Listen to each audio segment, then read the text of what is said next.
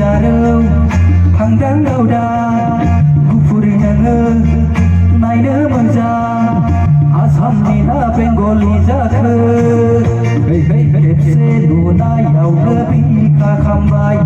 खेबसे नुनायावनो गोरबो दुंबाय खेबसे नुनायावनो बिखा खामबाय खेबसे नुनायावनो गोरबो दुंबाय गै जारौ थांदों गावदा गुफुरै नोङो नायनो मोजां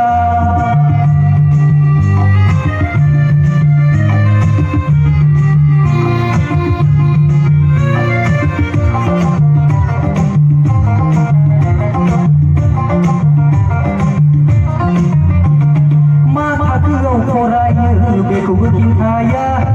बबे कलेजाव फरायो बेखौबो फोरमाया मा थाखोआव फरायो बेखौबो खिन्थाया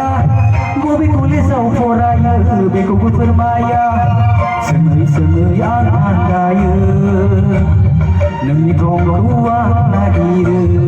आरे रे गसाइ गावना बर दाङारि